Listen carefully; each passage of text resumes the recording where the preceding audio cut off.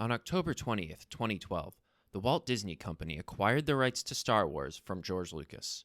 Since then, Disney has produced a constant stream of new movies, TV shows, comic books, novels, and video games that are all part of a shared universe.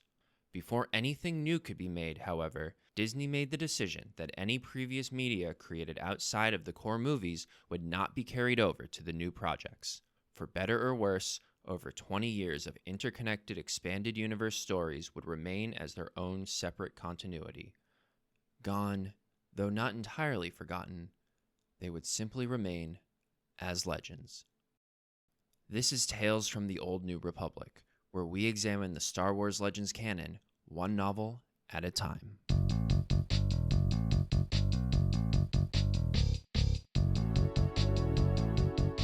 Welcome to the inaugural episode of Tales from the Old New Republic. I'm Eric. And I'm Chris. And today, we are covering Heir to the Empire by Timothy Zahn. This book was released on May 1st, 1991, and takes place in 9 ABY, which is 5 years after Return of the Jedi. We'll try to keep Legends spoilers confined to just this book, but any movies or shows are fair game, especially if someone like Thrawn appears in them. So, what is this show? It's been close to a decade since The Force Awakens has come out, and what little memory everybody has of the Legends canon is basically completely gone now. So we'd like to take this opportunity to document what actually happened in the Legends canon and see where the highs were, what were the lows, and really just preserve this section of Star Wars fandom that's not really relevant anymore. Yeah, so we're going to talk about what do we like about these books, what do we dislike, what was the expanded universe like before the prequels came out and after, and what impact do these books have on later expanded universe stories and the prequels themselves, and how Disney approached it when they took the rights over. Yeah, and we will mostly be focusing on novels like Heir to the Empire. Just for a little background with us, I grew up reading the Legends books, a lot of the ones that came out in the 90s. I read all the New Jedi Order.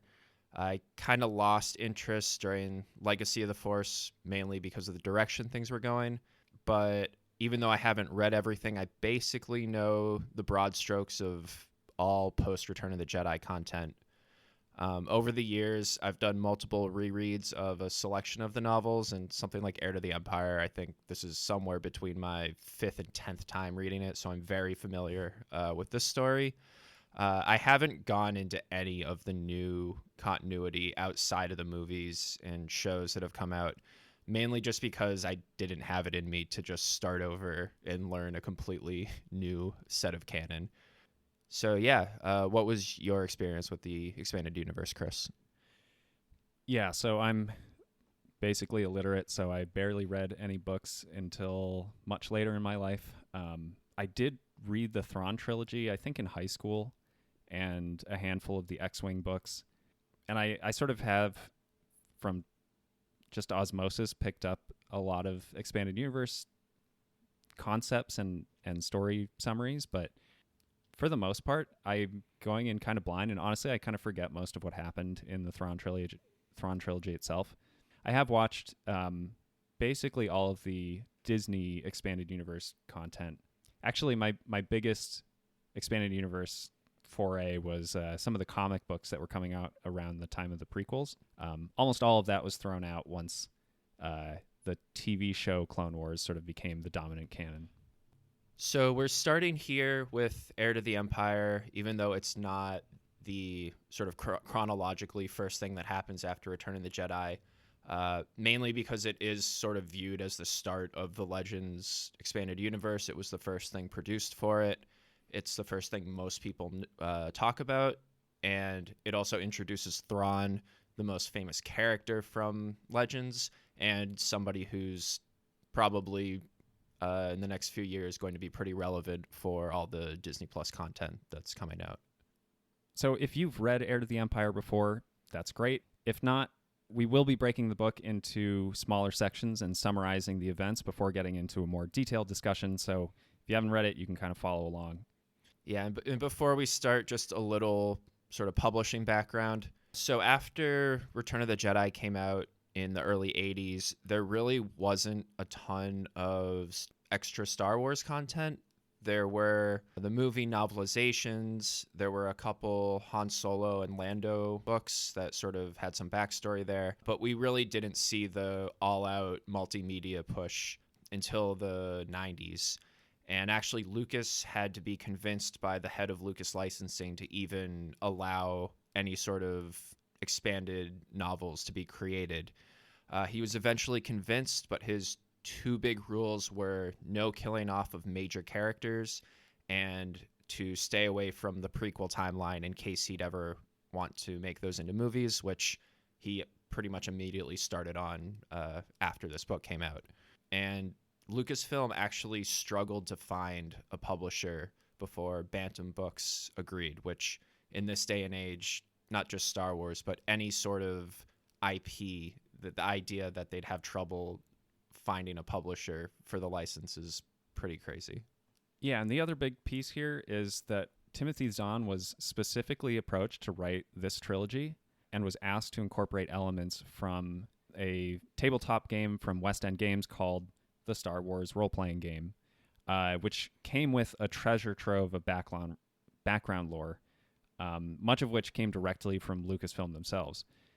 So this tabletop game came with a series of source books that were basically Star Wars encyclopedias, and Timothy Zahn is said to have had hours-long phone calls with them about, the mechanics of hyperspace and a bunch of things. So, just wanted to call out that the lore from this game is pretty pervasive within this book, and many of the expanded universe books that come after are also going to follow that trend. So when we say something was quote-unquote first introduced in Heir to the Empire, it may have already existed as part of that game lore, but because this book is sort of considered the main entry point that a lot of us had into the Legends expanded universe, we're sometimes going to refer to them interchangeably because, for all intents and purposes, this was the first time that these concepts were being shown in a story. All right. So without further ado, let's dig into Star Wars Heir to the Empire. 5 years after the Emperor's death, the Rebel Alliance has taken control of the majority of the galaxy and formed the New Republic. The remnants of the Empire are confined to the outer worlds, but the mysterious blue-skinned Grand Admiral Thrawn threatens to upend the delicate peace. With his bodyguard Rook by his side, Thrawn commands a small fleet aboard his flagship Star Destroyer Chimera, with its captain, Gilad Pellaeon, serving as his second-in-command. Thrawn's campaign begins as he successfully executes a data raid on a library in New Republic space. Based on this data, he determines that the planet Wayland holds the key to defeating the New Republic. Before heading to Wayland, he stops at the planet Mercure to collect Ysalamiri, lizard-like creatures that naturally block the Force. As Thrawn arrives at the planet, local smuggler boss Talon Card is discussing promoting his subordinate Mara Jade to second-in-command. Mara only recently joined Card's organization, but has quickly risen through the ranks. Not much is known about her background, other than that she is strangely knowledgeable of Imperial procedures and is very sensitive to any mention of Luke Skywalker. With their discussion interrupted, Card decides to offer Thrawn assistance in collecting Ysalamiri in order to ingratiate himself with the Empire's new leader. Thrawn's target on Wayland is Mount Tantus, the Emperor's secret storage facility, which he believes will contain weapons that will help him defeat the New Republic. Upon arrival, he and Pellaeon are confronted by Jorus Sabaoth, a Jedi Master who guards the mountain and rules over the local population. After the Ysalamiri strapped to his back blocks Sabaoth's force lightning, Thrawn is able to negotiate to access Mount Tantus and Sabaoth's help against the New Republic. In exchange, Thrawn will capture Luke and Leia, who can serve as Sabaoth's new Jedi students, with the added bonus that Leia is pregnant with presumptive Jedi twins. Thrawn dispatches a team of Nogri, an alien warrior race dedicated to serving the Empire, to kidnap Leia. After, he reveals to Pellaeon that this Sabaoth is actually a mad clone, as the original had been killed before the Clone Wars by Thrawn himself. Inside Mount Tantus, Thrawn looks for the schematics for a cloaking shield, as well as one other small piece of technology.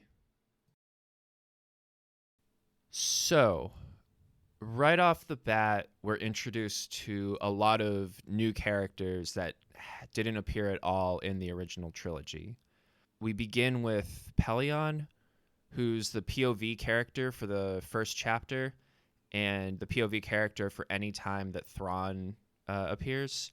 And he's basically the reader insert that can ask Thrawn questions, have Thrawn explain all of his brilliant moves to. Yeah, and I think this is a unique perspective for the audience because the level of detail that they give about how things work in outer space and how they work aboard a Star Destroyer is something that we just haven't really seen in the movies. And it's not all just made up jargon that they throw away on the spot. A lot of this probably came from the tabletop games and like was incorporated in a way where it actually has some kind of meaning to the story. Yeah, a lot of it sort of serves as exposition, setting up what the galaxy looks like 5 years after the Emperor's death. We find out Pelion has been in the Imperial fleet for 50 years, which, I think the timelines of when the Empire appeared and, when the Republic actually fell were sort of unclear before the prequels came out. But I think it's not a huge leap to say that 50 years is, half Old Republic, half Imperial. Yeah, I mean, this is going to be happening for the rest of this book is hearing a number applied to the number of years or a date or something that doesn't align with my current mental model of what the prequels have established and the Clone Wars and all these things. And we'll see how far it drifts from the sort of now canon timeline. Another thing they mention is that the crew aboard this ship is inexperienced because the best and brightest all died at Endor. And this might even be the first mention of conscripts in the Imperial Army. Like, we have some vague hints in the original trilogy where, Luke and Biggs both talk about going to the academy, but they kind of handwave a lot of like how the Imperial armed forces are constructed. And this book puts some kind of hard lines that say, okay, some of them are fanatics, some of them are conscripts, some of them are just regular people. Yeah, and it also means that just in terms of a personnel situation, because the Empire's lost so much territory at this point, they just don't have the people supply lines to be, putting together a proper fighting force to fight the Republic, that they only have so many planets under control, so they can only conscript so many people, basically. Yeah, and sort of the other piece of lore drop we get here is that Thrawn just kind of showed up after Endor and found the Chimera and took control, and nobody really knows where he came from. This Grand Admiral kind of just appeared out of thin air, even from the Imperial's perspective. The other guy that we get to meet a little bit is Rook. He's the Nogri bodyguard that works with Thrawn. And they're described, the Nogri are described as these short, furless, muscular gray aliens. They're essentially space ninjas or like space Batman. So Rook will just kind of like practice sneaking up on people. And they're sort of described as having served the Empire, before the Emperor and Vader died. He served them directly. And Rook kind of acts as the enforcer on Wayland when they go down there. Yeah, you mentioned Batman. Basically, every time he shows up on screen, shows up in the book, it's Pelion being surprised and freaking out because he doesn't realize Rook is like in the room with him, and then Rook will say something and he'll turn around and he's suddenly there. So it's sort of that, Commissioner Gordon Batman dynamic basically every time that Rook shows up. Something that's kind of interesting is that Sabaoth recognizes Rook as a Nogri, and that the Nogri are the Emperor's death squad when they meet on Wayland, which I guess is sort of an attempt to integrate the Nogri into the larger world and the larger lore, but it really just raises more questions than it gives answers, because they are this sort of secret, mysterious species that nobody in the New Republic knows about, yet somehow this mad clone off in the middle of nowhere has like intimate knowledge of the Nogri, and I'm not really sure how we're supposed to reconcile that. Right. So we also meet Card and Mara in these opening chapters. Card, we find out, has basically filled the vacuum left by Jabba the Hutt as the largest smuggling and general crime organization since Jabba's death. But it's clear pretty on that he's sort of this, again, thief with a heart of gold kind of archetype, like Han Solo. Though, at least for right now, he's kind of trying to play both sides and stay neutral. He offers help to Thrawn when he arrives on Merkur and is a much more cerebral criminal than maybe Jabba was. He doesn't even ask for payment from Thrawn. He just wants to sort of observe what's going on, so he values the information more than necessarily just pure money. So it's sort of an indication of the characters that Zahn likes to write, where, sort of the one-dimensional stereotypical villains aren't really that interesting to him, I think. So we get sort of the more intelligent and more complicated card. Yeah, I mean, I think the biggest difference between, the book and the movie is like you can't show what the guy looks like, right? Everything has to come through in the writing. And Jabba's character is basically that he's a giant slug, right? Like there's not a lot to him. If you had 300 pages of that kind of characterization, it would get tiring pretty quickly. So yeah, Card is like a bit more interesting to follow and listen to his thought process and see how he operates. Yeah, and Card and Mara both kind of pick up immediately on the fact that Thrawn grabbing the Ysalamiri is probably to deal with Luke. And Card mentions that, who else could it be? Because the Empire made a clean sweep of the Jedi. And we're going to find that that's probably not true. I mean, definitely in the new canon, it's like, everyone and their mother survived the Purge.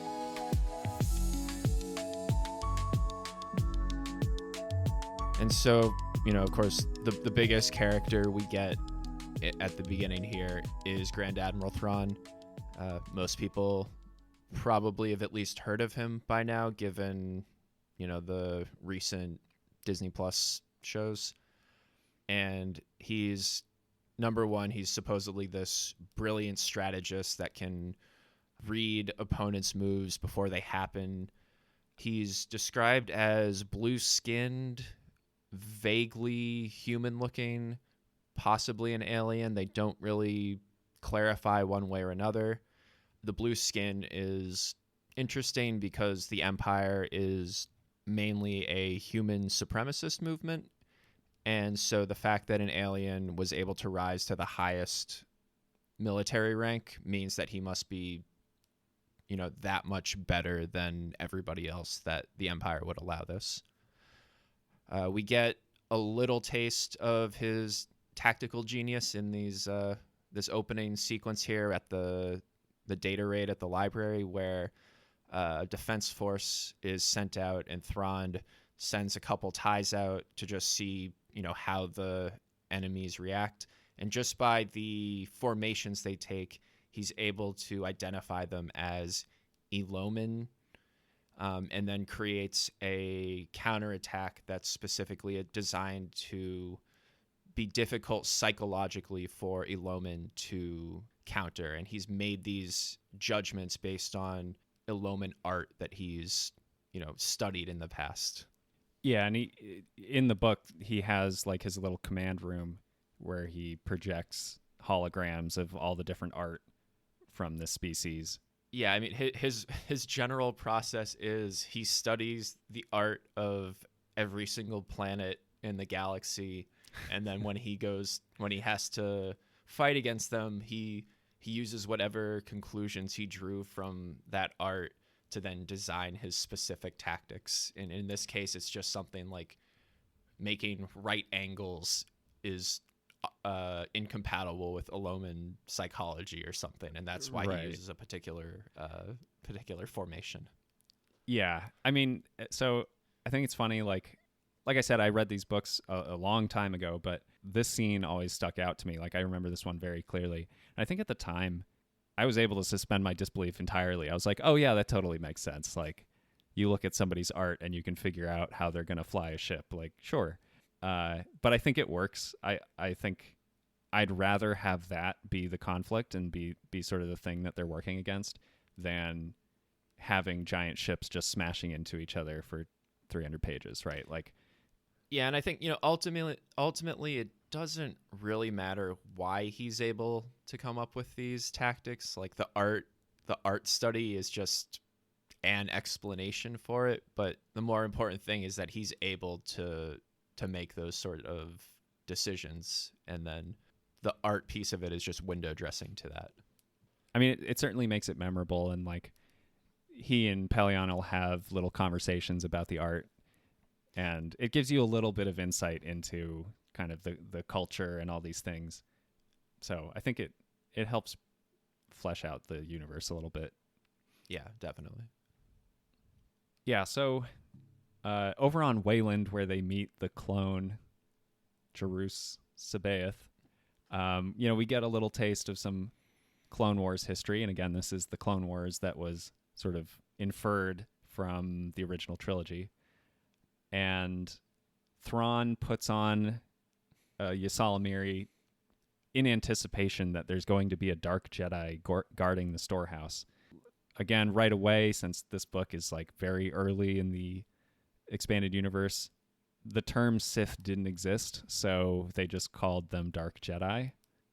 Yeah, and I think even if you apply the modern definitions with the distinctions between a Sith and a Dark Jedi, where the Sith have this whole ideology behind them, and a Dark Jedi is just a Jedi who has gone dark, or a Jedi that is dark.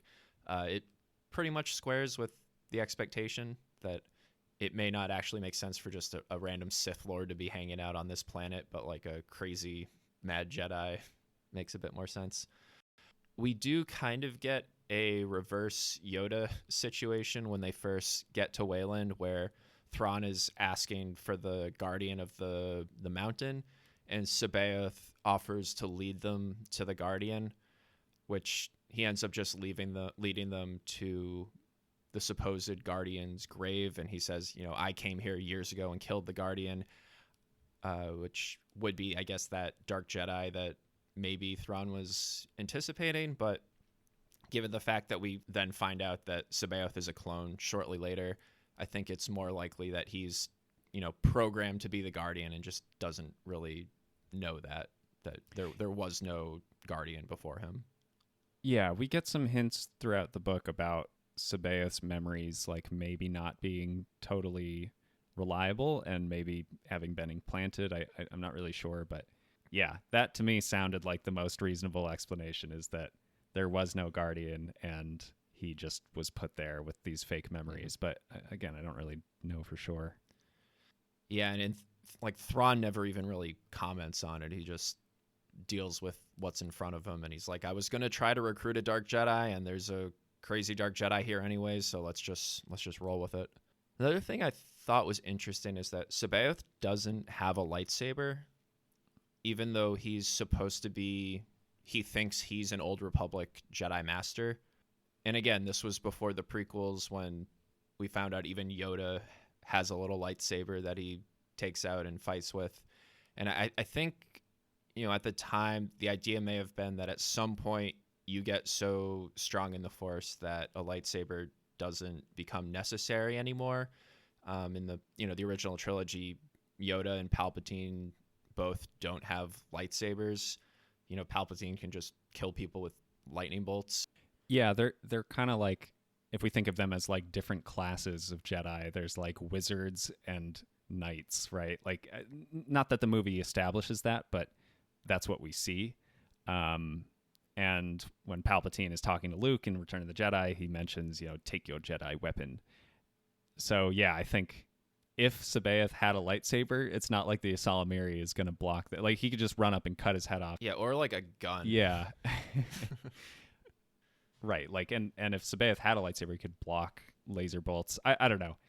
It totally works. The scene is awesome because he shoots force lightning, and then it doesn't do anything. And yeah, he just kind of like stares at them like, what is going on right now? Yeah. Yeah. And the other thing we do find out is that the actual Sabaoth went missing before the Clone Wars as part of something called the Outbound Flight Project, which had to do with some Jedi looking for life, towards the edge or possibly outside of the known galaxy. And Thrawn mentions that on Palpatine's orders, he just destroyed Outbound Flight, which is kind of interesting because it means that Palpatine, even pre-Clone Wars, had already recruited Thrawn into his, quest for galactic domination. And even while, maneuvering all this stuff behind the scenes in the Republic in order to become the Emperor, he still was taking every opportunity to, improve his standing. Even however 10 Jedi Masters that were on the ship, he just saw this opportunity to get rid of them and just sort of did it off the books with Thrawn. Right. Yeah. We think of the Purge as being, Order 66 happens, we wipe out a bunch of Jedi, and then it's like a slow trickle of wiping out the rest of them through the Purge. And I think this to me read a little bit like the book trying to justify, okay, if there's thousands and thousands or, tens of thousands of Jedi throughout the galaxy, there's no way you would effectively be able to wipe them all out in one blow. I mean, they just didn't know what Order 66 was. Yeah, and I think in my mind, because in the prequels you have normal-looking Palpatine and then monster face Emperor Palpatine, and like that's the flip when Order 66 happens. But and you don't, he's behind the Clone Wars, but you don't see him actively working against the Jedi until Order 66 happens as much. And it's just it didn't really occur to me that he'd be, anytime he has a chance to kill off some Jedi here and there, he's taking that opportunity.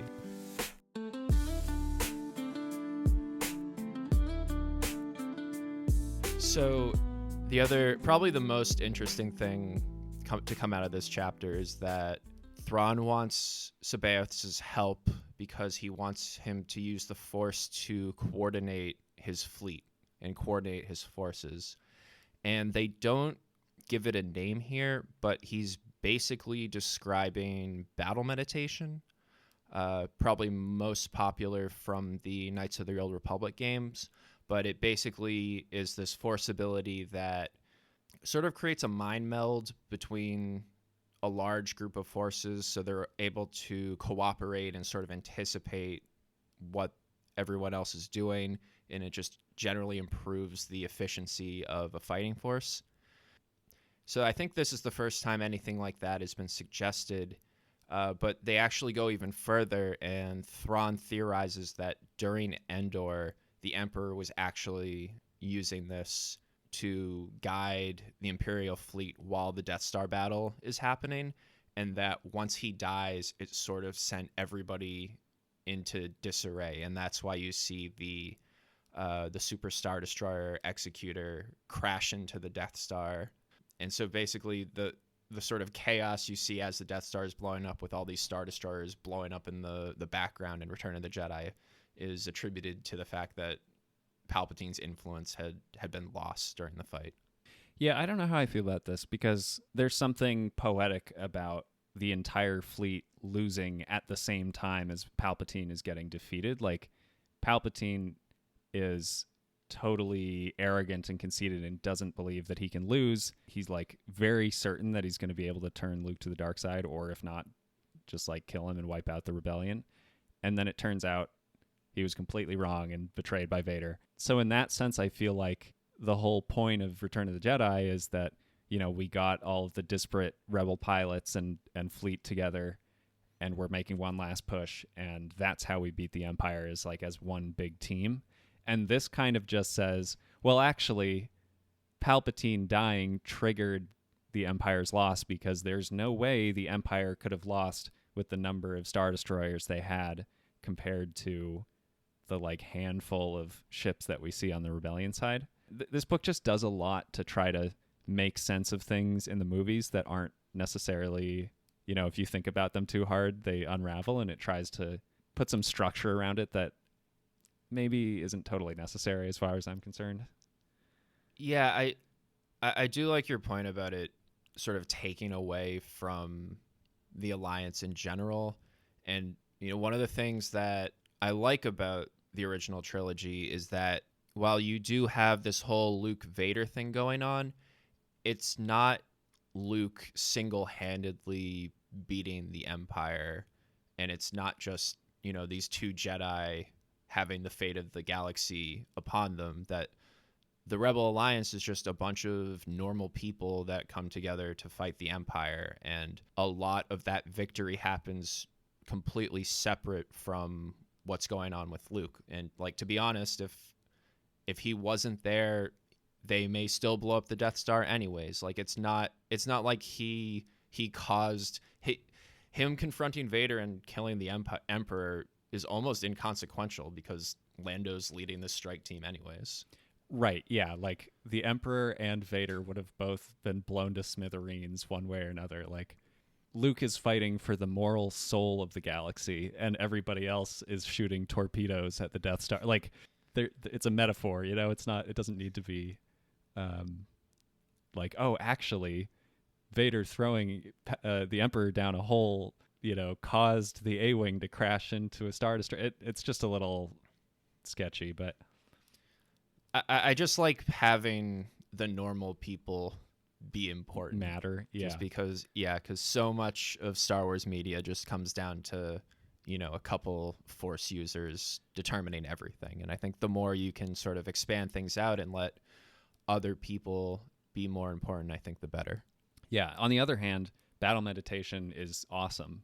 I love the concept. I think it works really well in this book. We think about the Force because of all of the new games and shows and things. The Force is like, video games, shoot lightning out of your fingers and attack enemies and stuff. And this is a more subtle, like, oh, we can sort of gradually improve the entire Force. Like, that's where the power of the Force comes in, is bigger than just a one-on-one battle with some guy in a field or something. Yeah, and actually that's one of the things Sabaoth loves to say all throughout this book, is anytime he demonstrates these sort of people controlling or people manipulating powers, he says to Thrawn directly, like, this is true power.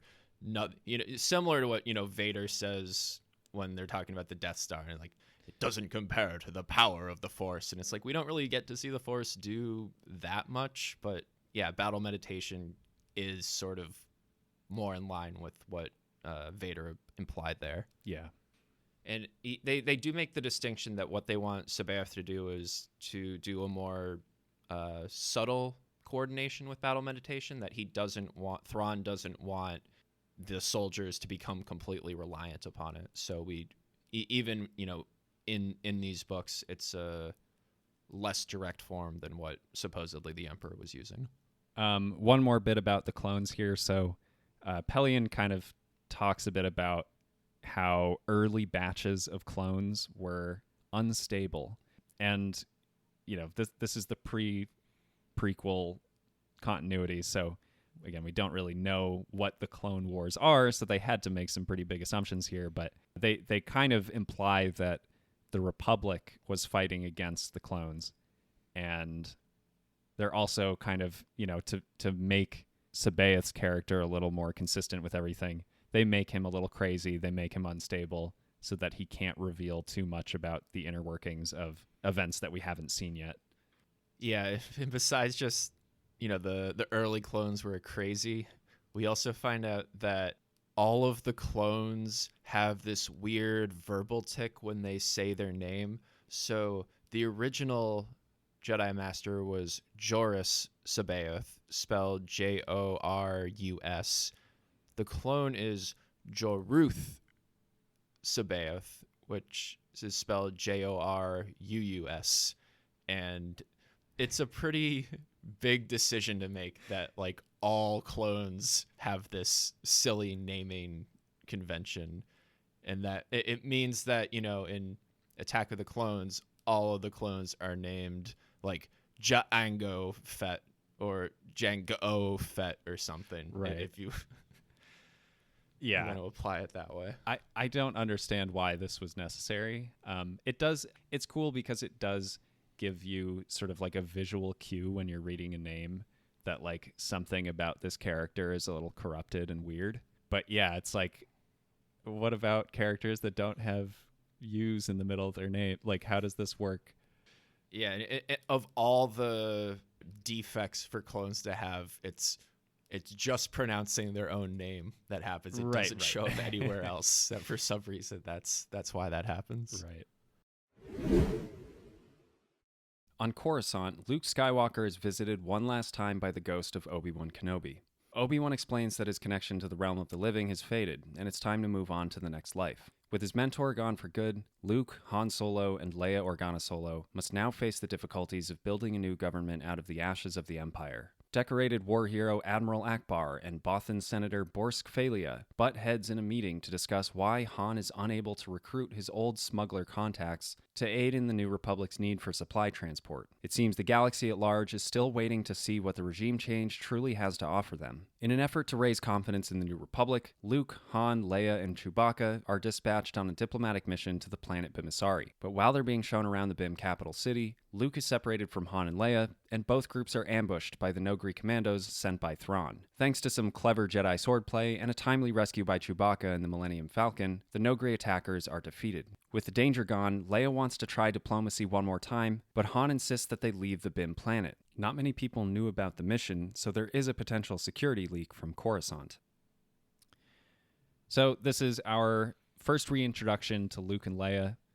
They're on the planet Coruscant, which we know from the movies, but as a reader, this is our first time hearing or seeing about it before the prequels came out. We get Force Ghost Obi-Wan Kenobi, who's this very ethereal, wise, mystic person, which is itself a very stark contrast from the sort of chivalrous, sassy Obi-Wan we have from sort of modern TV shows, the Ewan McGregor incarnation. Not that that's a bad thing, but it, again, is a bit jarring having, watched 10 years of Disney shows to then come back to like, oh yeah, Obi-Wan was only in the movies for a little bit, and he had like a very particular sort of wizard-like vibe to him, and that's what they sort of capture in this opening scene. Yeah, early on, as they're describing what Coruscant is about, it's a planet completely covered by city.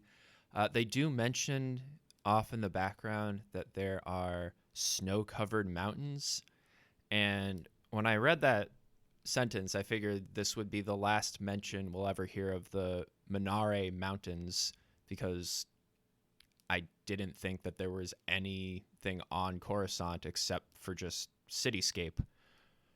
But it turns out that if you've seen The Mandalorian Season 3, that little mountaintop that the scientists and the ex-Imperial see in the middle of Coruscant is a peak from the Minare Mountains, which, as far as carrying over something from old Legends canon, it's absolutely crazy to me that this one-off mountain on Coruscant somehow made its way into a Disney Plus show. Yeah, and like they found a really clever way to incorporate it. I mean, every single shot we've seen of Coruscant in sort of canon works, it's just cities in every direction. There isn't a square inch.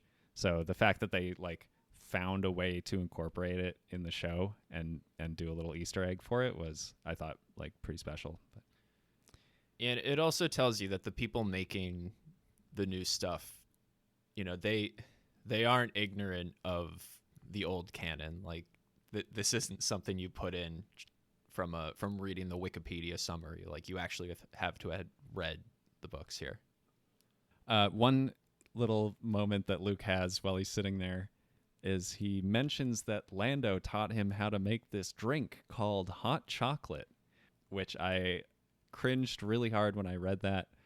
It made me realize why basically everything in Star Wars is a made-up concept, right? You don't have milk, you have blue milk. You don't have birds, you have Minox.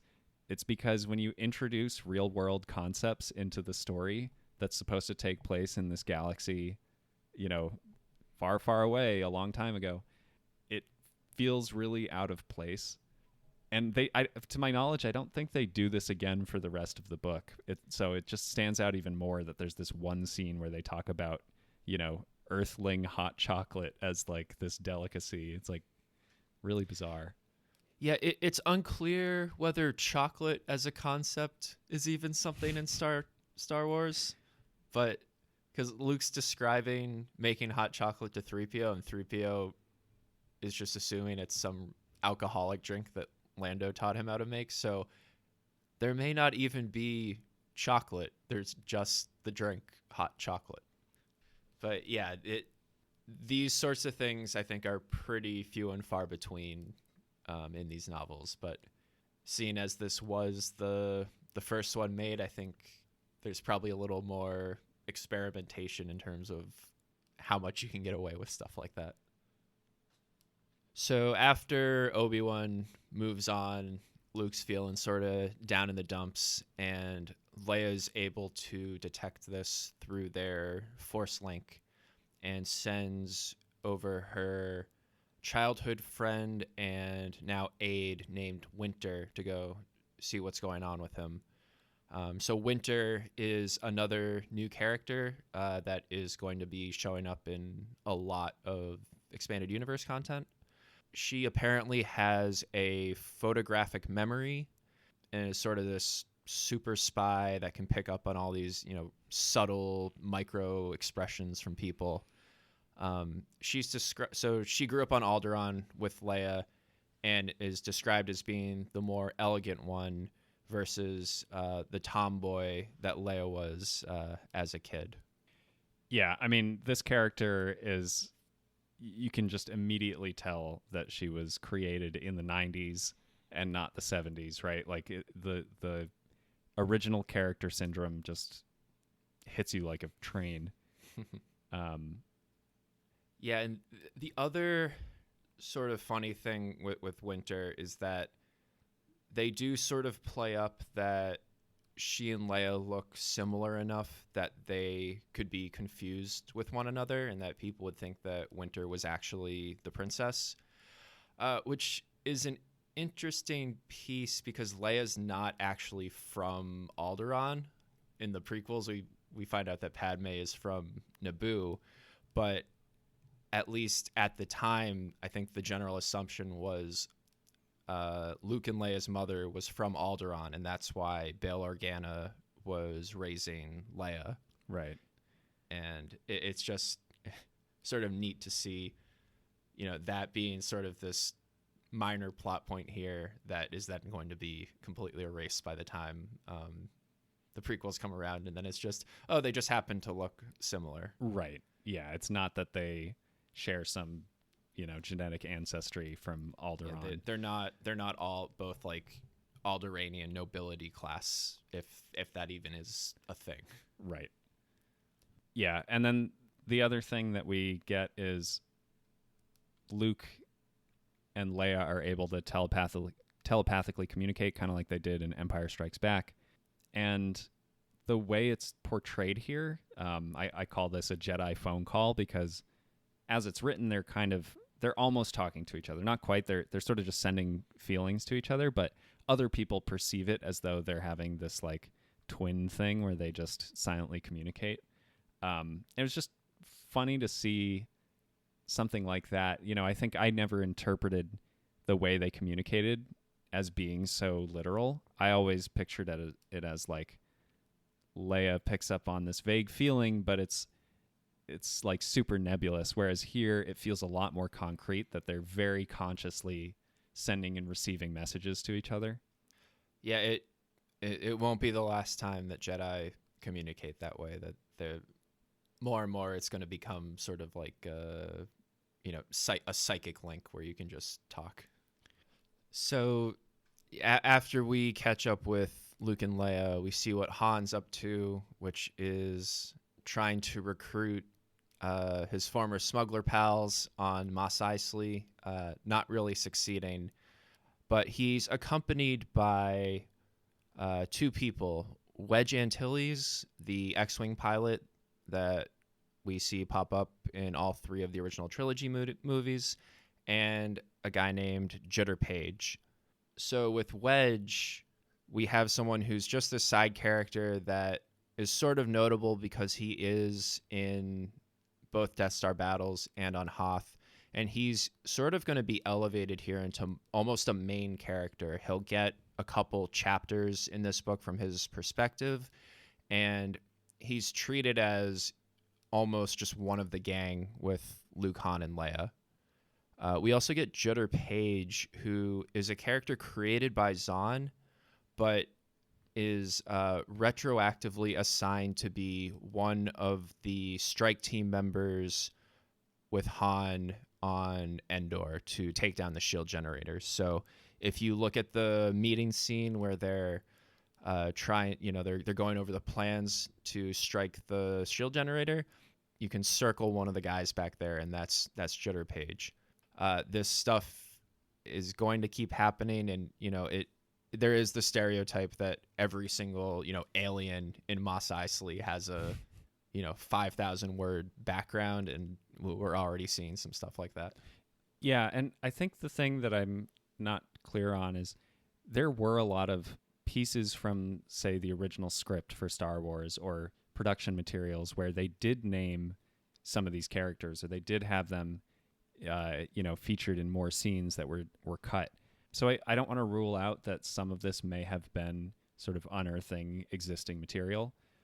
But I think in general, yeah, it's probably them, rather than coming up with something completely new, which they do plenty of in this book. There are plenty of brand new characters. But it's also, if you're trying to establish yourself as sort of the canon continuation of the movies, there's definitely an appeal to taking things directly from the movies and being like, oh yeah, this was important, and we're going to put a name to it, and we're going to expand on it. And that sort of continues to happen now, even today. There are, Captain Rex is getting retconned into Endor, like literally the same battle where this is happening, right?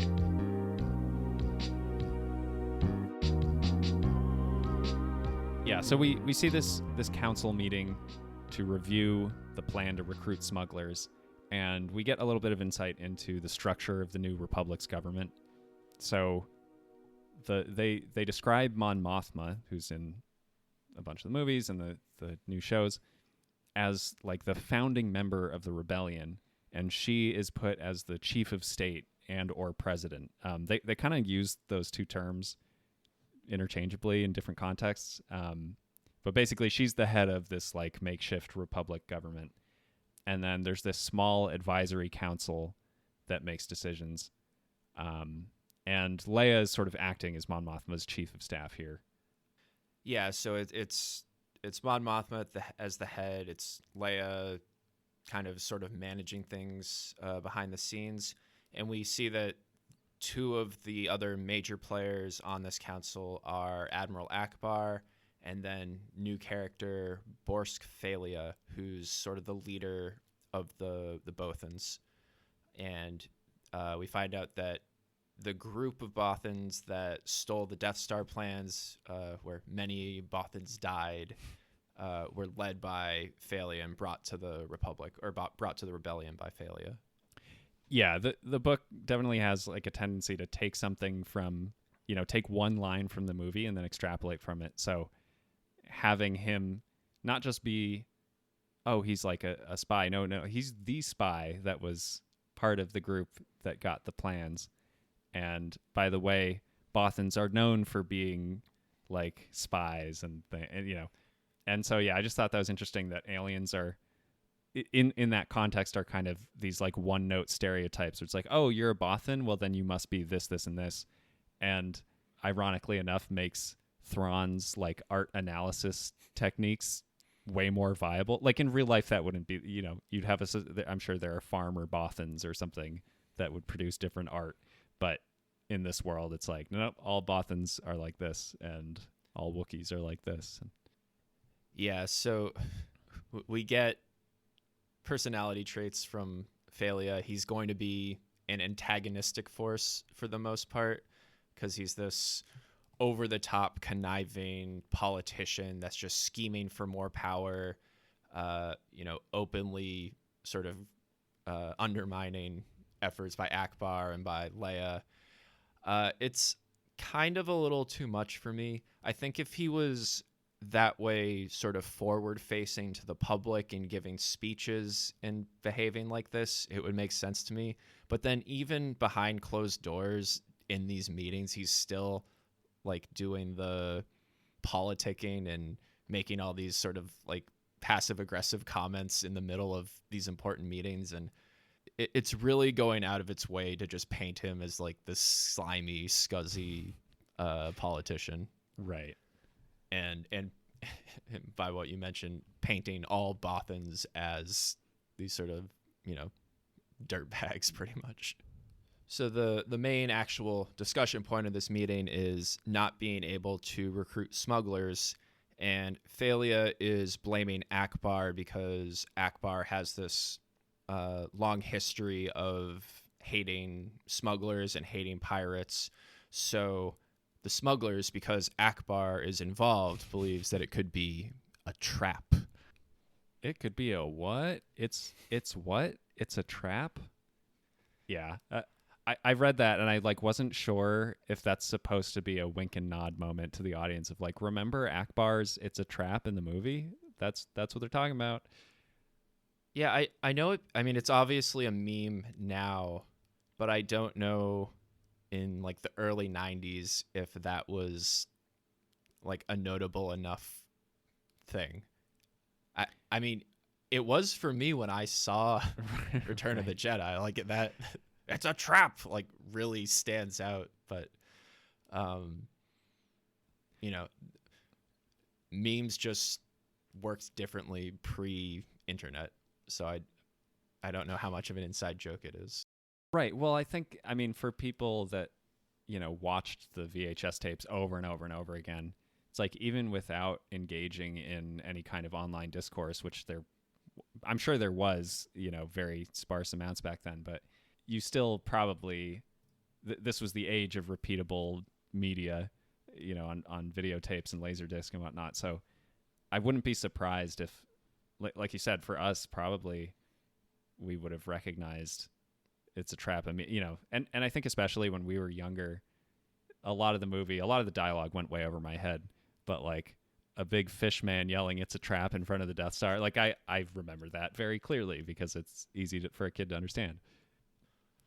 Yeah, so the fallout from that meeting is that then Luke, Han, Leia, Chewbacca are all sent to the BIM planet, where they're delayed in meeting the local ambassador and separated into Luke gets separated from Han and Leia.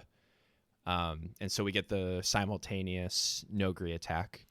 And Han and Leia are down in the market, and we get kind of an Indiana Jones, Raiders of the Lost Ark sort of chase sequence here.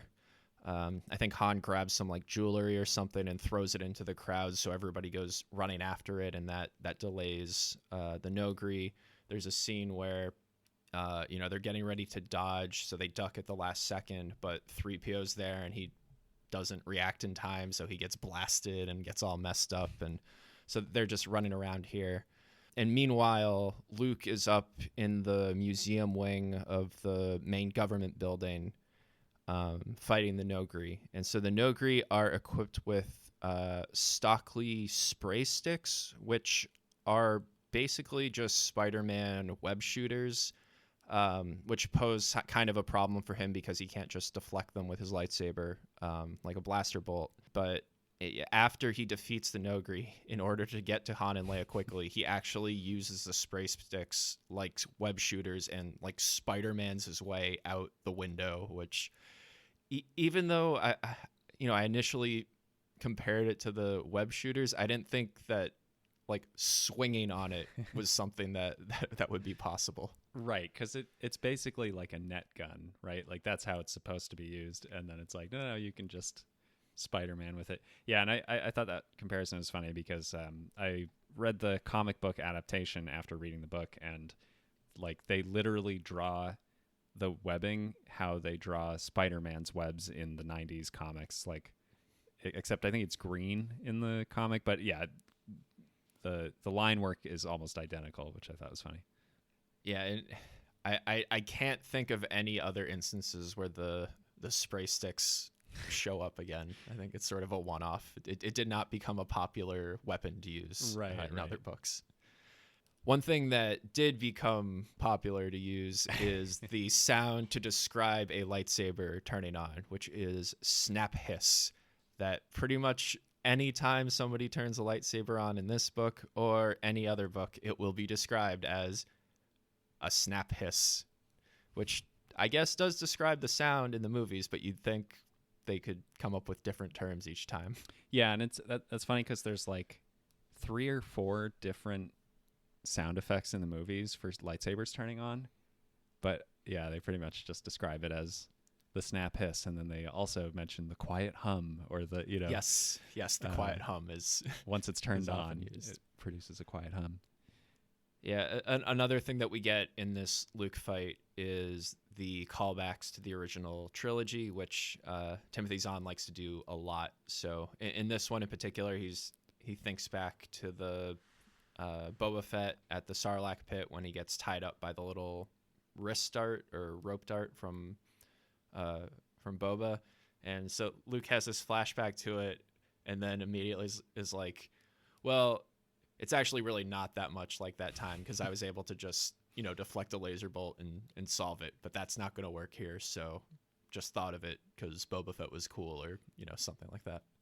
Yeah, moments like this are funny to me because I'm picturing like who was the target audience for this book in 1991 or whatever, right? Like picturing somebody being at the airport picking this up and be like, hey, Star Wars, and then maybe they don't remember the scene with Boba Fett or something. I don't know. It's just a strange thing to include because I feel like everybody, the like core demographic for this book, this scene does, that mention does nothing for them because like what do we get out of it by him saying, gee, this sure isn't like that time Boba Fett shot a rope at me. But then for other like random people that happen to read this in the 90s, I don't know, maybe it's like, oh yeah, that guy with the helmet or something, It's weird. It's basically like a Family Guy like cutaway gag, just like, this is almost like that time when Boba Fett tried to tie me up. Right. And so Luke does a couple different things in this fight. He just uses the Force to turn on the spray sticks while like some of the Nogri have it pointed at them to web them up. He tries to disable them by ripping tapestries off the wall and wrapping them up in them. So it's not.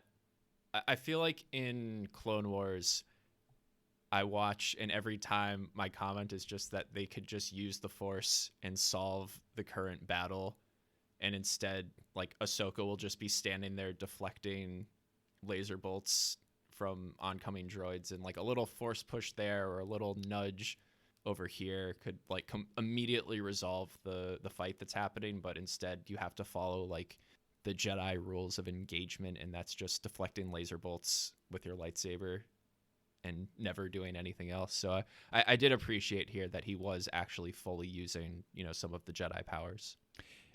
Yeah, I'm like 50-50 on this because I think I agree that having them do slightly more interesting things with the Force definitely gives it a little more depth.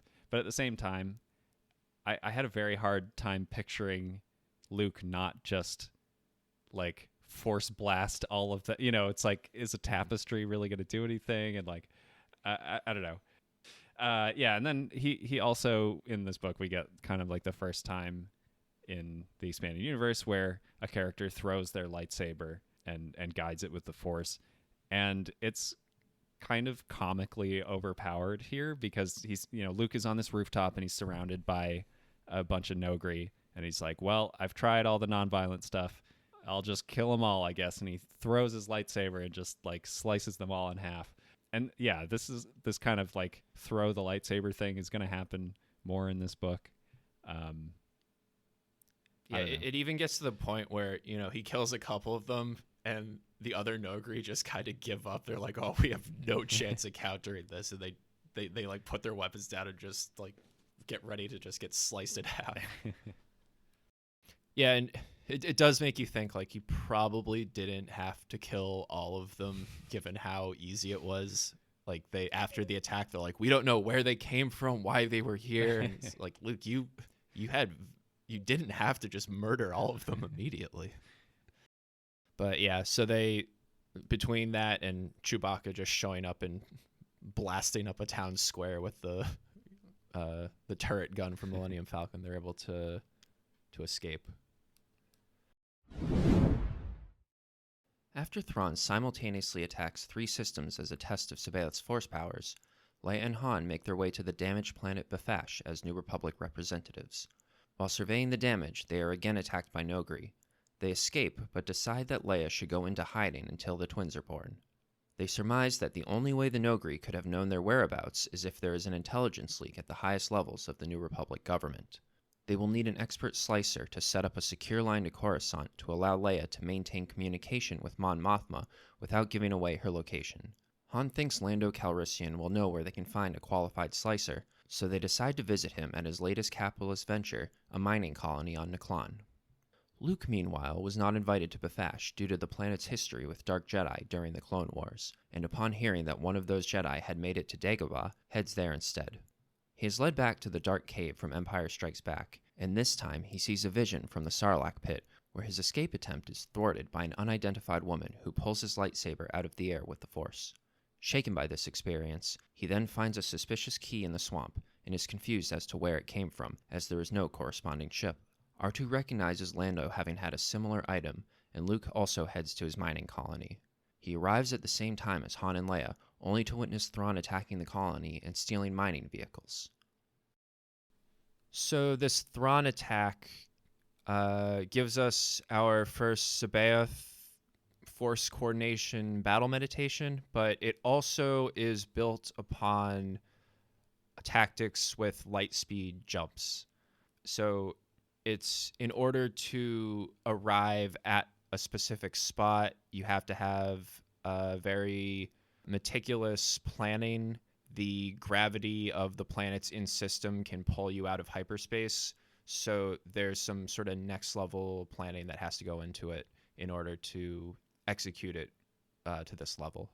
Yeah, and I think this is the detail to which they describe the mechanics of hyperspace is to sort of justify the fact that, hey, if you can just kind of teleport anywhere in the galaxy instantly, why would you ever have trouble getting around, or why would you not teleport, hyperspace jump to exactly the spot you want? And they mention this in the movies. You need precise calculations, and there's the scene in Empire Strikes Back where Admiral Ozzel comes out of light speed too early, and so the rebels were able to detect them and prepare.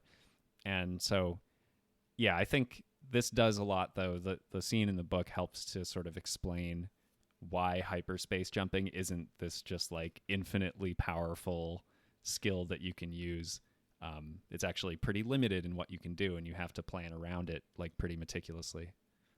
Yeah, this is a me problem and not a problem with The Force Awakens, but it actually like kind of ruined my experience the first time seeing Force Awakens. Every time that Han enters light speed from inside another ship, or they come out of light speed at the surface of the Death Planet or whatever it's called, like, and I think it happens in Rogue One and a bunch of other new canon stuff, and every time it unreasonably makes me mad, even though I guess we're just not doing this anymore.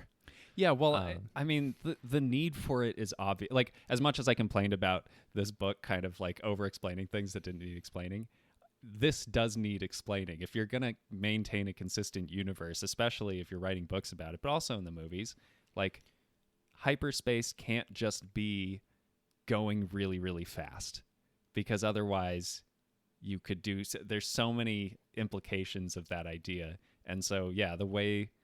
The tabletop game and this book and all these things sort of describe it is like you're basically doing interdimensional trap. Like, you're entering into hyperspace, which is this alternate space where you travel, and that allows you to go really long distance in a short amount of time. But you're not just like shooting like a rocket through objects. You're warping in and out of this like other dimension.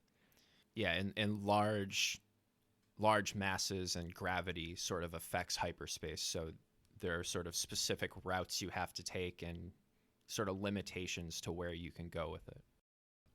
Yeah, and actually, so there's a clip on YouTube of Zahn at some convention talking about being on the phone with the West End Games guys for like a couple hours working out exactly how hyperspace should work and what the mechanics were. And I think because he did that over and over in these books, we're going to have tricks and things happening with hyperspace, because it's like, well, we spent all this time figuring out how it should work. I'm definitely going to keep, building upon it and adding more to it. So the other thing we get from this series of attacks is Sabaoth is starting to get impatient with Thrawn because he wants Luke and Leia to train. And it's actually Pelion here that appeases him by suggesting that they start rumors of a lost Jedi at the edge of the galaxy to lure Luke out on his own.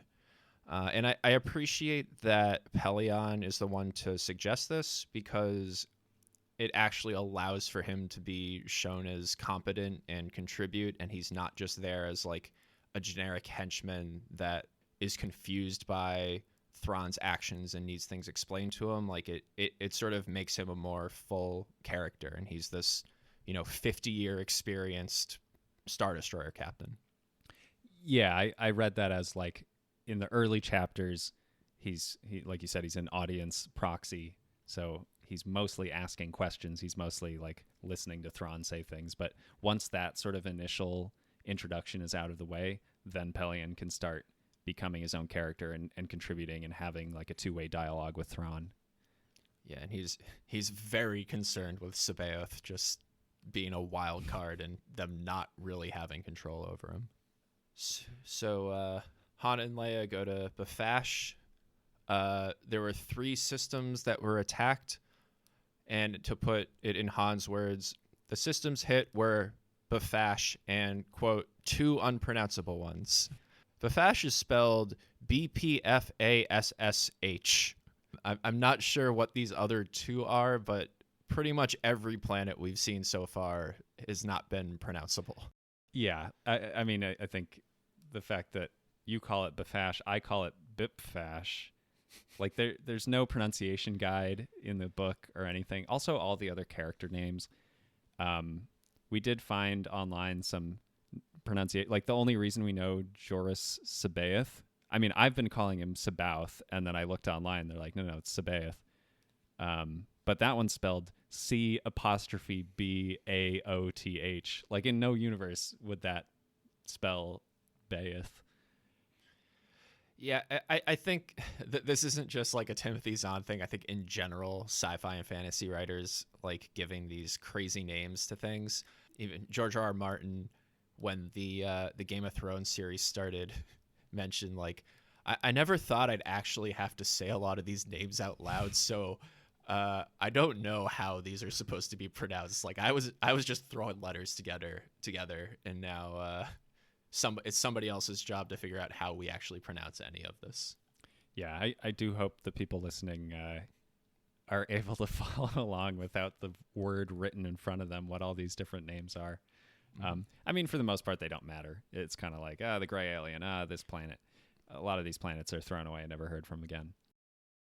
Yeah, so when they're on Bafash, there's the second Nogri attack, and the Nogri are learning. So this time they find a replica Millennium Falcon, basically another YT-1300 freighter, and try to trick Han and Leia and all of them into getting onto it.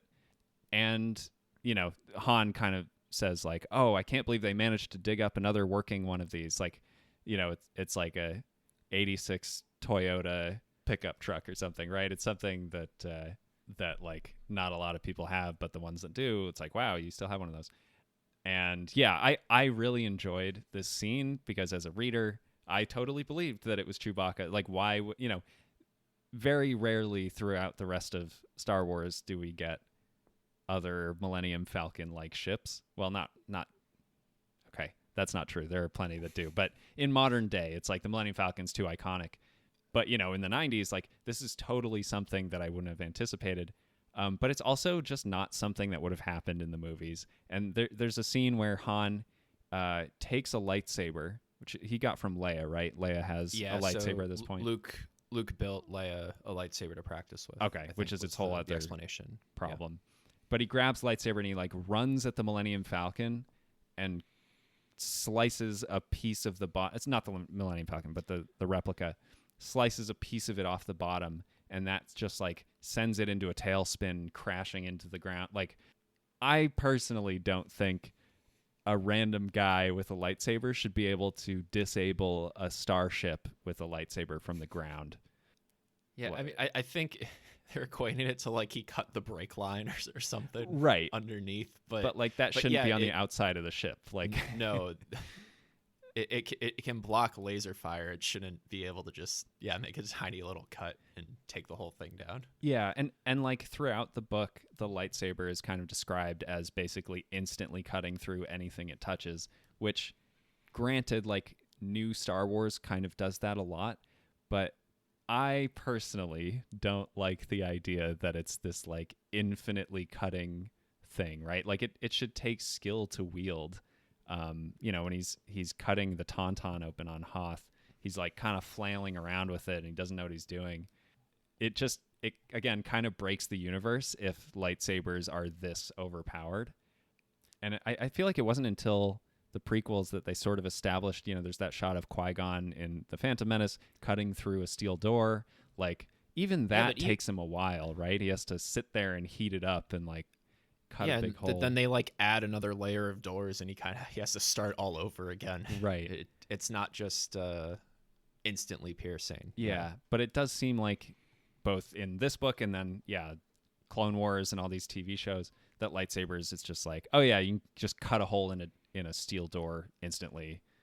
Yeah, I kind of feel like lightsabers are one of those things where it is as powerful or as weak as the current story demands it to be. Right. And you can have situations where, just a lot of like lightsaber strikes don't just like instantly separate bodies, right? Like you see in like Clone Wars, you see a lot of slashes that maybe kill someone but don't like obliterate their entire pieces. midsection. Yeah. Right.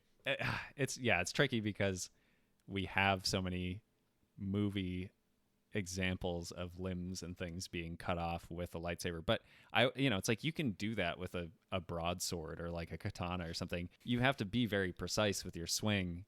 You can't just like bump into it accidentally and cut somebody in half. Yeah, so their decision at the end of this attack with the slicer is pretty convoluted. So they know that there's some sort of intelligence leak in Coruscant. So they want to hide Leia and hide the twins to protect them. But Leia also needs to still communicate with Coruscant because the government relies on her.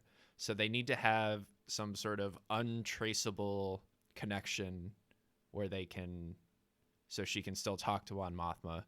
But the only way they can do that is to find a slicer that's basically a hacker somewhere else to set this up for them. And apparently Lando is the only like the New Republic government doesn't have any tech people that can set up a VPN. Like they need to go to outside help in order to do this. And it's just a lot of running around just to sort of drive the plot forward. Yeah, and then Luke goes on kind of like a separate little quest where he has to go to Dagobah, where he finds a little remote in the dirt so he can find a different thing. And so he also has to go find Lando. And yeah, it's like I describe this as MacGuffin-oriented plot. Like a lot of this book is them going to a place to talk to a guy or to find a thing so they can go to another place. And it's just not it's fine. The story beats are interesting and enjoyable, but it gets kind of repetitive after a while of like, oh, now they have to go to another planet that I can't pronounce to go find a thing. Yeah, it kind of seems like it was done to sort of fill out the runtime, and you maybe could have consolidated some of this. So yeah, that does bring us to Dagobah again. So we hit we've already done Tatooine a little bit, and now we're back to Dagobah. And the whole reason Luke goes there is because there was apparently a Jedi that went dark during the Clone Wars that rampaged through the system there and then ended on Dagobah. You don't really see this in Clone Wars that much, but I feel like Jedi falling to the dark side would actually be a huge concern if they're fighting in a war.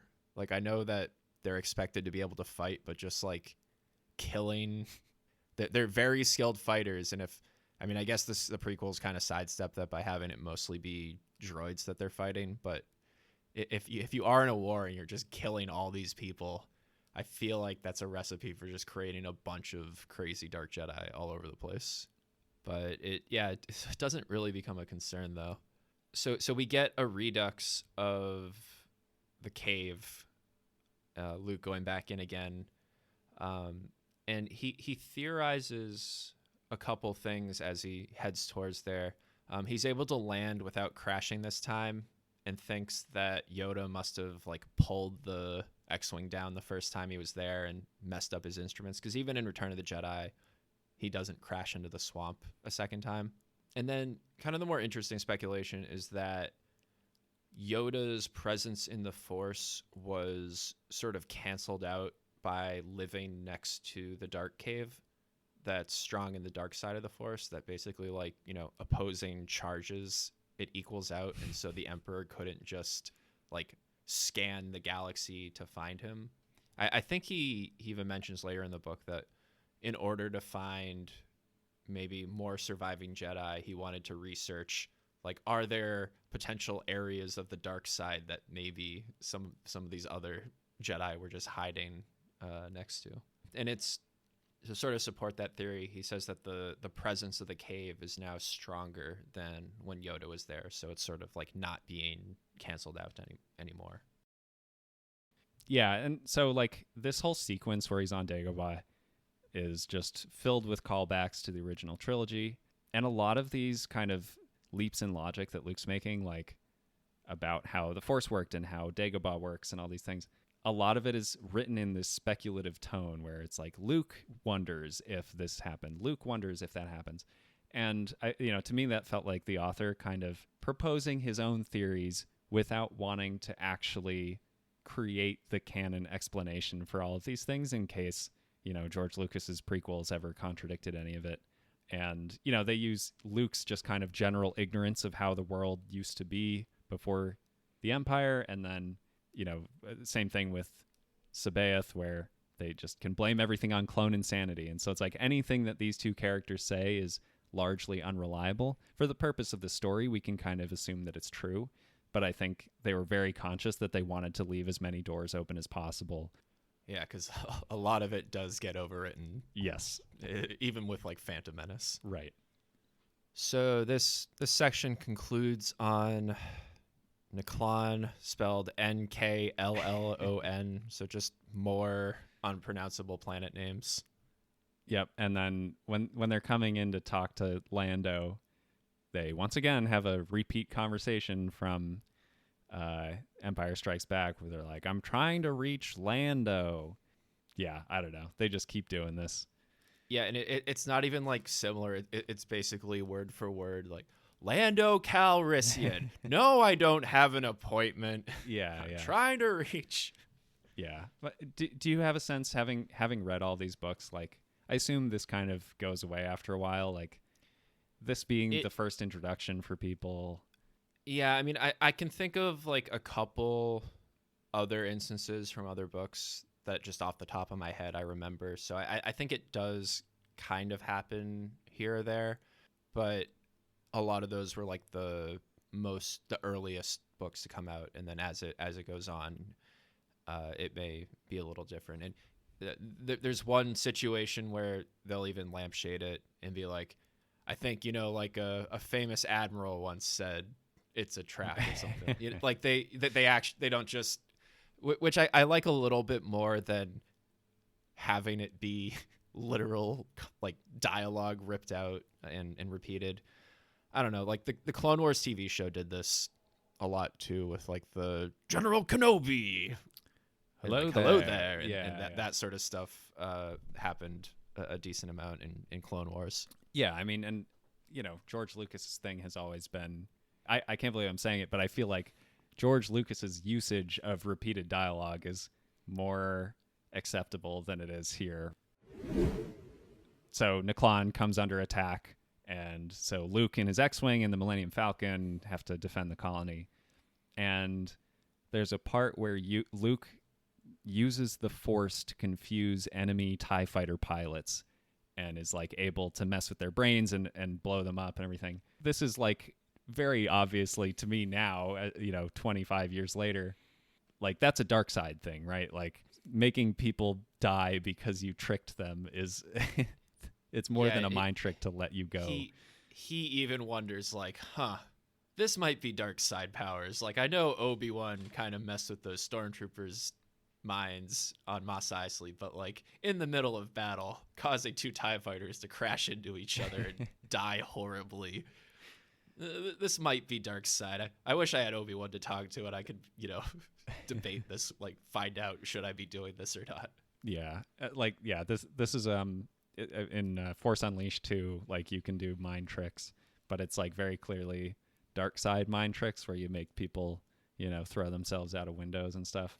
I always assumed that the Obi-Wan Kenobi mind trick in Mos Eisley is a defensive thing to let you go. It's not to make a guy kill himself or so, it's like yeah. And the other thing this sort of evokes for me is the end of the first season of Rebels, where they defeat the first Inquisitor by having Ezra just compel a bunch of animals to like maul the first Inquisitor and the forces to death. Just seeing that at the time, I was like, that's a dark side ability to force animals that have no part in what's going on to just murder for you. Right. Oh, I didn't kill them. The animals did. That means I'm not a killer. Yeah, and it's this like triumphant moment in Rebels of like, oh, look how great Ezra is. He has this connection to nature that he uses to kill with. Right. During the space battle, Luke feels Sabaoth calling out to him through the Force. After hearing rumors from Leia of a Jedi Master on the planet Jomark, rumors the Empire has been leaking intentionally, Luke decides to go check it out.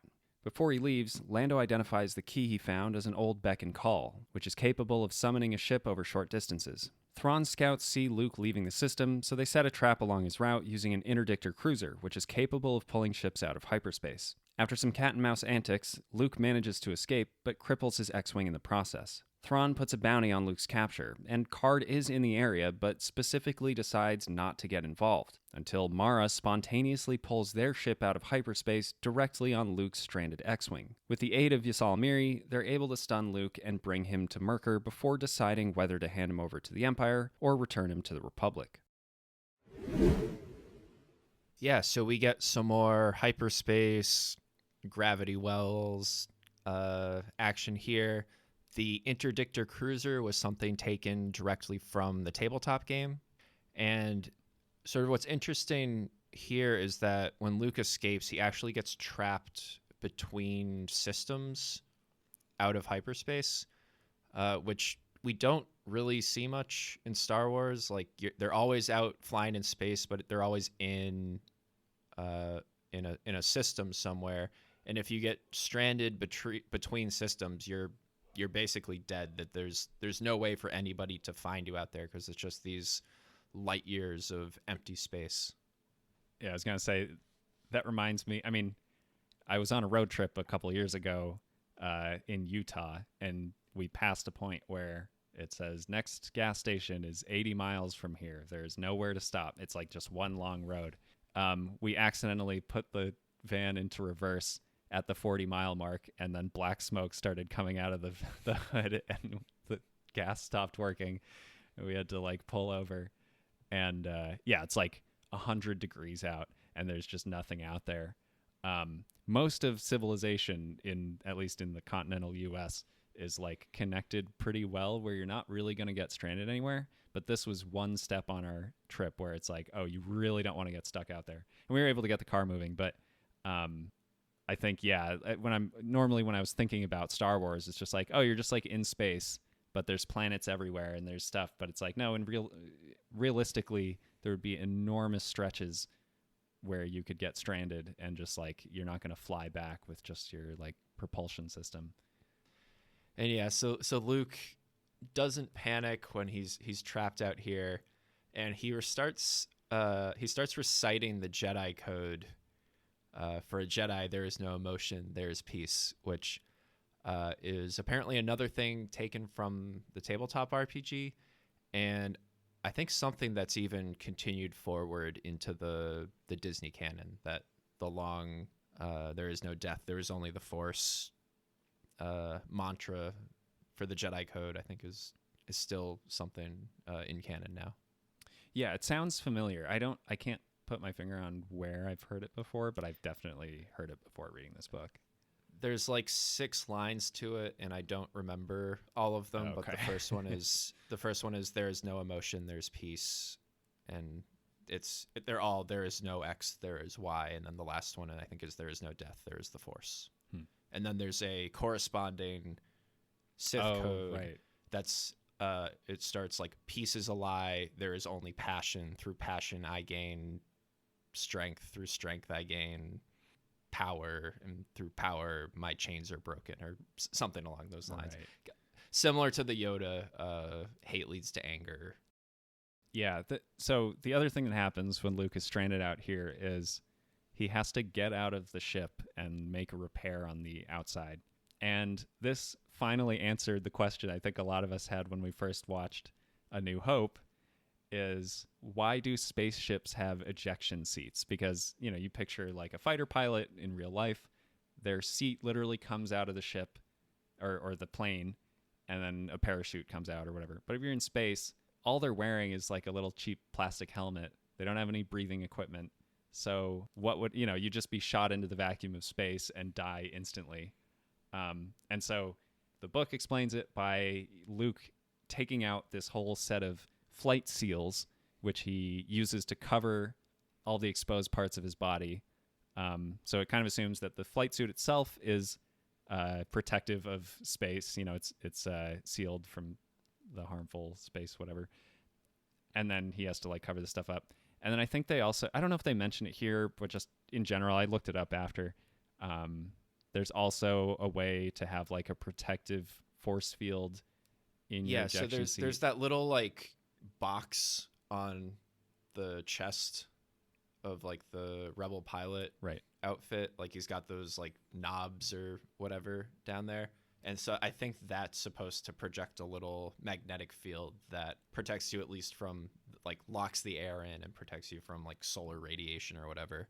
But they do, I think not in this book, but in probably the X-Wing books, distinguish that you can fly with like the full vacuum suit, where you'll be able to survive for like a day maybe, or you can fly with like what they had at the Death Star, where you won't implode immediately, but you don't have a heat source or anything, so like you're probably good for like half an hour, maybe an hour, without like the full sealed suit, just with the like the magnetic field. I mean, again, there's that line about ejection, but it all seems kind of worthless, right? It's like most of the X-Wings we see especially in that up. situation. Yeah, like they're cool, you ejected, somehow survived, you landed on the Death Star, where like 50 TIE fighters and 100 turrets just vaporize you instantly. Like, yeah. So the way that Luke escapes is by, I think, using the Force to throw a torpedo at the tractor beam that had caught him and confuse the tractor beam sensors and eventually destroy it, and that, you know, messing with his engine somehow frees him. And so after he escapes, we get the scene with Thrawn and Pelion where Thrawn goes to talk to the tractor beam operator to get an explanation for what happened. And the operator claims that Luke escaping was not his fault because his training never covered the situation where the sensors could be confused and he'd have to, you know, make this quick readjustment. Thrawn calls up the operator's superior who trained him, asks him some questions, asks if he thinks that he treated this recruit differently because he was a conscript and not a volunteer. And the superior says, I train all my people the same way, yada yada. And then Thrawn asks him, do you know the difference between an error and a mistake? And he says, anyone can make an error, but it only becomes a mistake when it hasn't been corrected. Rook then slashes out the throat of the operator, and Thrawn says, now it's been corrected. So, first of all, can you tell me what the dictionary definition of an error is? Yeah, so I Googled it, and literally the first thing that comes up in the little dictionary response on Google is noun, a mistake. I have no idea where he got this distinction between the words error and mistake. They are pretty interchangeable. I get what he's saying. I get that you can say anyone can make an error. It's like a miscalculation through no fault of your own. But a mistake is choosing to do the wrong thing about it. Sure. But, when I was in high school, this was like the edgiest thing I'd ever heard. I was like, oh my God, I got to be as brainy as this Thrawn guy. Like, this is... Yeah, I mean, it's this big demonstration in front of everybody, right? Like, he goes to the trouble of asking this question and then gives Rook the command to just gut this guy. Yeah, and I kind of see this as them, contrasting it with Darth Vader's management style, where they both kill the guy responsible, but Vader does it because he's just filled with hate and really likes killing people for doing things that piss him off. Whereas Thrawn is kind of, he sort of justifies it as this operator is inflexible and not qualified, and what we need on this ship are people that can think on their feet and adapt to these situations, and gives a little brain teaser to go along with it. He has his own version of strangling people because he doesn't have the Force. But yeah, it's a little bit of characterization to show that he's still completely evil and psychopathic, but also has like some kind of thoughtful ideology behind how he makes these decisions. Yeah, and I mean, from the crew's perspective, they're all still kind of like, oh man, right. I'm going to be next. Like, I'm not sure there's really a difference between Vader force choking someone and what Thrawn did from, the rest of the employees. But yeah, it does paint a picture of Thrawn that he does have some sort of set of principles that he's operating upon, and he's not just driven by pure like evil malice. Yeah, and there are other scenes in this book where things don't go as planned, and he's like, well, killing employees isn't going to do anything for us right now. Yeah, he doesn't exclusively execute his own men out right. of when he loses. Unlike Vader, who repeatedly just like chops down his command line. Yeah, I think they say somewhere else in this book that the easiest way to get promoted is just to transfer under Vader's command, because like all your superiors are just going to be paving the way for you at some point. Right. Back on Naklon, it is decided that Leia will go into hiding on the Wookiee home planet Kashyyyk with Chewbacca, while Han and Lando try to contact Karrde to set them up with a slicer. Leia and Chewbacca take Lando's ship, the Lady Luck. Since they suspect a mole is in the government, they configure C-3PO's voice to impersonate Leia and leave him on the Falcon to maintain the ruse in communication with Coruscant.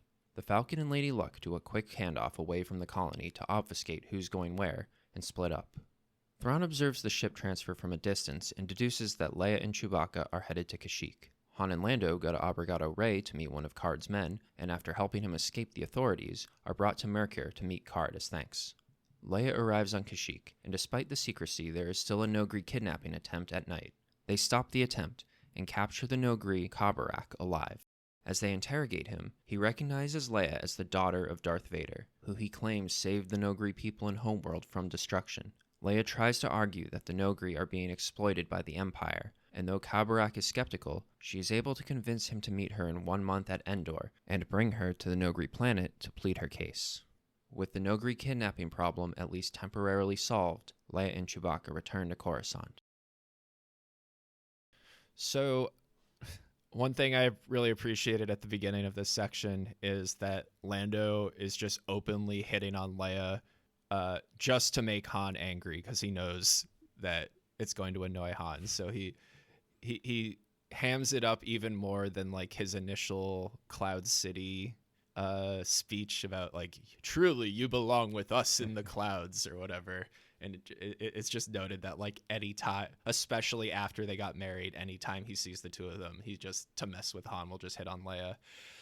Not really important, but it's also mentioned here that a guy named Lord Ecclesis Fig was the previous owner of Cloud City.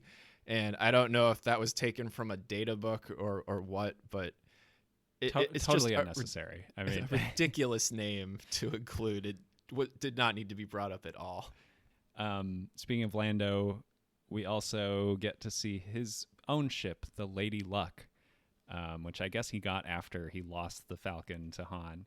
But yeah, this is one of the few times so the book introduces a lot of new types of ships. Some of them are from RPG game, and then some of them are just made up. But this was one of the few times where I could perfectly picture the ship because we had the little Micro Machines Lady Luck toy. Actually, we had a couple. We had a Thrawn figure, and there's a little pack you could buy. That was So to put into context the level of merchandising in the late '90s that Star Wars had, the special edition had just come out, I think, when these were available, and they were sort of ramping up the whole Toys R Us toy blitz. But they actually released tie-in figurines, not just for Heir to the Empire, but 3 or 4 other of the novel trilogy series. So in Toys R Us, there was a box in the shape of the Heir to the Empire novel with the same cover art, and inside, I think there was a Lady Luck, a Thrawn figurine, a Mara figurine, and a Stormtrooper, and a Star Destroyer that they called the Chimera, but is literally just the default Star Destroyer. These were popular enough books that they created children's toys for them, which even now, with how big Star Wars is, I don't think we're getting toys of side characters from the High Republic. Yeah, it's definitely an interesting contrast because now, back then it was so clearly, the majority of merchandising revenue comes from children. And so even though the target demographic for these toys probably isn't reading these books that are meant more for like I said, people at airport, adults. I know you read it at a younger age, but you were kind of ahead of the curve a little bit. But now it's reversed where it's the merchandising is we'll greenlight anything on Disney Plus because we think we're going to get subscriptions from adults, right? The target audience is adults. I don't know. I just think it's an interesting dichotomy because back then it's adults don't really care about Star Wars. Kids are where it's at. We got to get them to shell out money for these toys about a book that they probably haven't read. And now it's just we'll do a whole, $10 million TV show to try to get the nerd crowd of 30 somethings. I mean, if you think about it, it's the same people, right? Sure. The people right. targeted then are now the ones buying Disney Plus subscriptions. Probably. That's fair. Yeah. Yeah. So, kind of like the whole slicer plan, this ship switching thing that Thrawn picks up is pretty ridiculous. So, he observes that the Lady Luck and the Falcon stop outside of the system, and that they link up, and that there must be people going back and forth. And based on how long the transfer happens, he uses some math to figure out who's on which ship. Yeah, it is borderline ridiculous how he's well, it should only take 12 seconds for a person to cross between ships. And it took them 30 something, whatever. So therefore, 3 people went this way and another went that way. And it's like, how do you know they weren't just like talking, you know? Like they could have just been standing in the hall talking, or like forgot something on the ship. Like the amount of leaps you have to make to come to that conclusion based solely on the amount of time it took is insane, when narratively they could have just as easily had him say, oh, well, these two ships linked up, they must have done a transfer. Well, who's more likely to go where? All right, that must be it. There's no need for this counting how long it took. Like, yeah, and Thrawn is very well informed about like the personal lives of Han, Luke, and Leia. He because they changed 3PO's voice to sound like Leia so she can send some messages back to Coruscant, and Pelion picks up those transmissions and says, well, I think, you know, we can say for sure that Leia's with the Falcon because we had these transmissions. And Thrawn says, no, I think actually, you know, they have that C-3PO that can do voice changes. So I think that was actually a recording. Very clever. And even though Han Solo famously hates droids, we know he's okay with C-3PO, and that's his buddy. It's like, how? It's like, did you Is see that the movies really? too? Like, Yeah, I didn't think that was like public information that you could just find out about. yeah. But yeah, I mean, it, like you said, he didn't have to be understanding how long a person walks down a corridor in order to make this decision or make this judgment. So we get Leia on Kashyyyk, and there she meets a Wookiee that she can understand because apparently he has a speech impediment. But it's not that this Wookiee is speaking English or speaking basic, whatever you want to call it. He's still speaking Wookiee. It's just that the like growls and sounds normally Leia can't distinguish between, but is able. There's like an actual language there with like an alphabet that you could just one-to-one sort of translate to, you know, spoken word, which is just so strange to me. Yeah, again, this felt totally unnecessary because Leia can already understand Chewbacca, and like there are droids and there are other aliens and there's all these creatures that don't actually speak, and then we use context clues to figure out what they were talking about.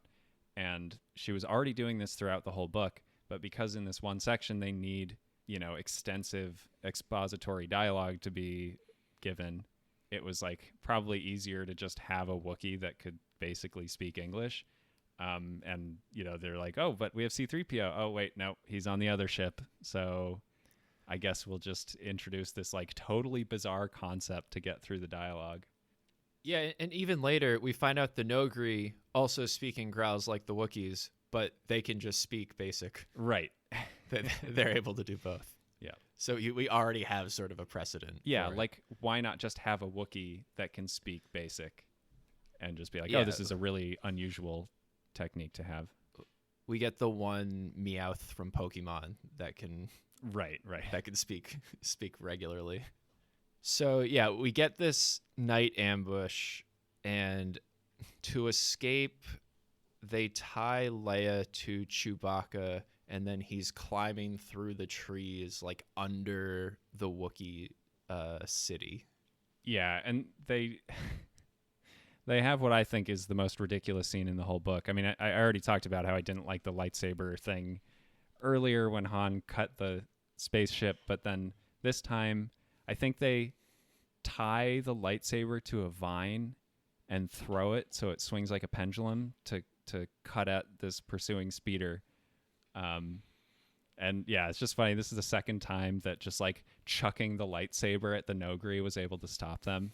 You know, kudos for them coming up with some interesting ways to use lightsabers, and a lot of the things in the current canon or, you know, hadn't been established yet, but very silly to read in the year 2025. Yeah, and the Nogri are supposed to be these expert death commandos, and just this like essentially sword swinging on a rope somehow kills all of them. They're just like sitting ducks somehow. And, yeah, and so Carlback or whatever his name is, Carl, recognizes Leia as Vader's daughter because of her scent. So Nogri basically have noses like Wolverine from X-Men, where they can recognize offspring based on just how somebody smells. So we're just building out how, unstoppable killers these Nogri are, but still defeated by sword on a rope. So we get some background with them, that there was this big space battle above their home planet, and the wreckage crashed into the surface, which devastated the local ecology, and the Nogri were close to extinction before Vader and the Empire showed up, provided aid to them, claimed that the rebels were actually intentionally trying to destroy the Nogri planet, and that only the Empire could protect them. And we can kind of see where this is going, where Leia is eventually going to go to the Nogri world and sort of open their eyes to their situation and save them. Yeah, and then they also, this is I think the first kind of outside appearance of the term life debt. Actually, no, the term life debt came up in some of the Han Solo novels that were in the 80s, but at least for me, this was the first time seeing it. And the concept itself wasn't named until those books, but the idea of Chewbacca owing a life debt, or being a lifelong partner to Han because of something that Han did for him, was an actual thing that came directly from Lucas. But yeah, it's just interesting to see it, because we would eventually get it sort of canonized into the lore in The Phantom Menace as a Gungan concept, right? Qui-Gon says he owes what you call a life debt. So yeah, I don't know, just funny to see all of this stuff. Like eventually it just makes its way into canon. And then they describe Kashyyyk and the way all these houses are set up and everything. And I'm like 99% sure that they based it on the Star Wars Holiday Special, which also shows Kashyyyk. And then those designs also would sort of gently influence the way that they'd appear in Revenge of the Sith, where again they make their like real canon debut. Yeah, and you remember that Endor, at least at some point, was supposed to be Kashyyyk in Return of the Jedi, and instead of having Ewoks, there would have been hundreds of Wookiees fighting in the jungle. So it's possible we could have even seen that in Return of the Jedi. We do get it in Revenge of the Sith. I am a little disappointed we didn't see any of Lumpawaru, Chewbacca's son from the Christmas special, that I think he's like playing around on the railing and almost like falls out of the tree, is like his main contribution to that. But yeah, Chewbacca has like a wife, I think several kids, a greater family that is in the holiday special, and that is canon to these books. Like Lumpy will show up eventually, just not here. Okay. I did not know that. I was under the impression that, they saw the holiday special or whatever, or maybe it was from pre-production material, but they like let's consciously not include any of that. So I don't think the holiday special is canon. Like the events that happen in the holiday special, I don't think are canon. But a lot of those characters that are introduced specifically within relation to Chewbacca, those do eventually show back up again. Yeah. This has been part 1 of our discussion of Heir to the Empire. For the rest of the episode, check out part 2, which is available right now.